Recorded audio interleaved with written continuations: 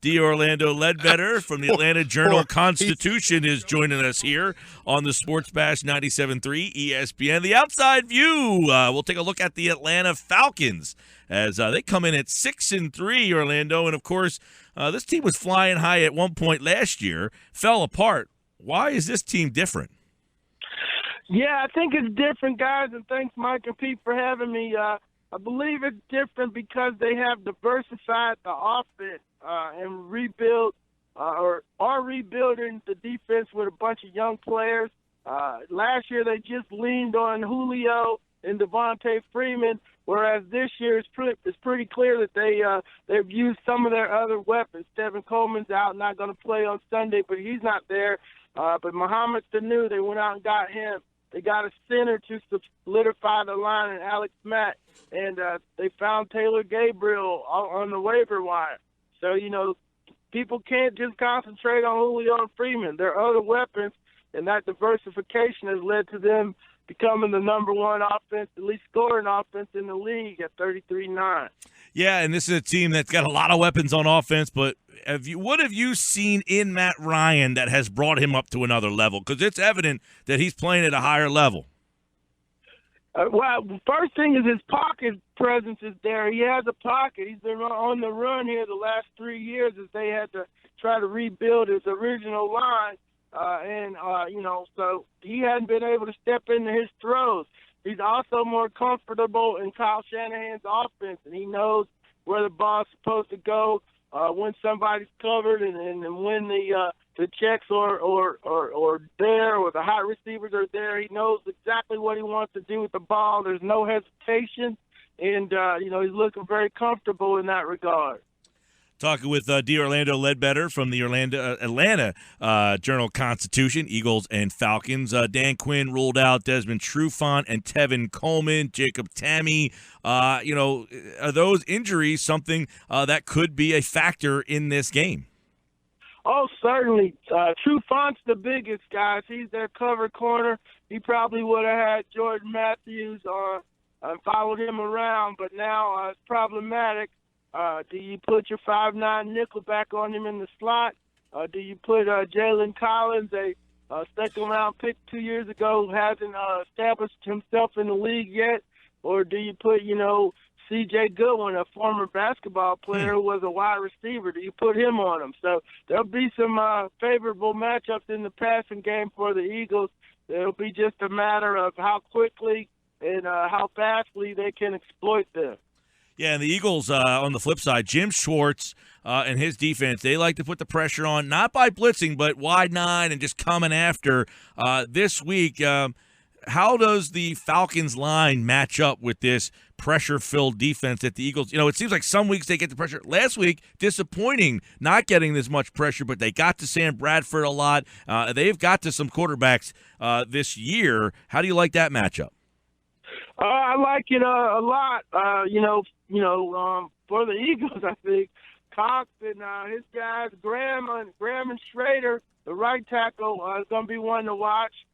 Schrader's done a good job against some of the league's best rushers, but athletic guys can give him some problems. He did pretty good against Von Miller. He gave up a stack of 4 hurries, so that'll be one to watch. And then Jake Matthews is on the left side is rounded into a pretty good tackle. But he's had a couple games where he hasn't given up a sack and a hurry or a hit. I think we called them shutout games. But the weak link there is Chris Chester, the right guard. Folks have been able to get some pressure up the middle on him. And then last week we saw Andy LaBitri get, bull rushed by Gerald McCoy. There's no shame in that. But, there definitely be opportunities to get to Ryan. But, they try to throw Ryan off of the running game, so the guys can't just come at him like that. So we'll see a lot of quick passes and stuff early to let those guys get up the field and throw right underneath them to try to get, the passing game rolling that way. We're talking with D. Orlando Ledbetter. He covers the Atlanta Falcons, Falcons-Eagles on Sunday at Lincoln Financial Field. And I want to get into Matt Ryan a little bit deeper, if we could, for a second. And the fact, I mean, I saw a stat this week that he's never thrown for 300 yards, more than 300 yards against the Eagles. But the season that he's having and the numbers that he's putting up, this could be a big day for him on Sunday. Yeah, it could be. He's been on the money. And they'll probably have to throw their intermediate and short stuff because it's going to be windy, and this ball doesn't travel well through the wind is what, the scouting report we're getting down here. So he'll have a shot if they can protect him and keep the Eagles off balance with a good run game. They're going to have to get the run game established. They'll stay with it. They'll be patient, but they need to get some productivity out of it in order for Matt to get a couple, chances to take some shots to build up those yards. So we'll see how that plays out on Sunday. And then the Eagles rookie quarterback, Carson Wentz, he's had some rookie learning curve, if you will. Starts off strong, maybe not so great in the last couple of weeks. But what have the Falcons coaching staff, what have their impressions been, or what have they said about Carson Wentz this week? Well, they were impressed with him down at the Senior Bowl. They weren't looking for a quarterback, but the whole staff goes down there because it's 5 or 6 hours away, not a big trip. So they were really impressed with his size, his ability to throw it. He didn't look out of place down there with all the other college all-stars. And they say they weren't surprised that he was able to get off to such a good start.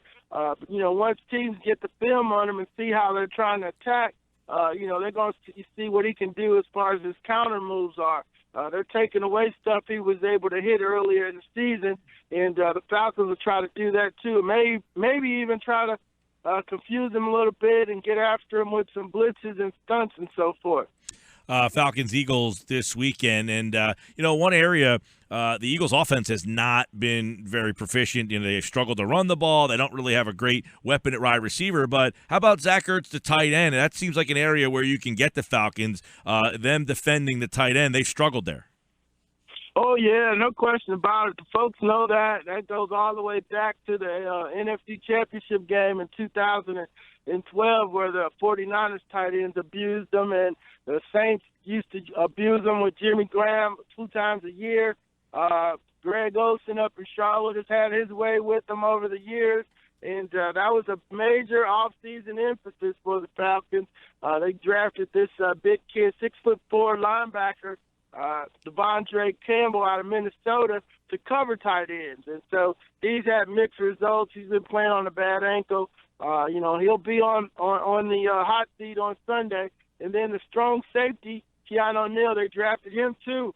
And part of the reason was because he could cover tight ends. So, those guys are still struggling with that, but they think they got some guys, young guys, some rookies who eventually be able to adapt to that and cover some tight ends in the league. But right now, you got to give the advantage to Ertz. Better at home, better on the road the Falcons are than they've been in the past. 4-1. They'll come to Philly this weekend where the Eagles are 3-0. D. Orlando Ledbetter from the Atlanta Journal-Constitution, the outside view today on the Sports Bash. Thanks, pal. All right, thanks, Mike and Pete. Thanks for having me.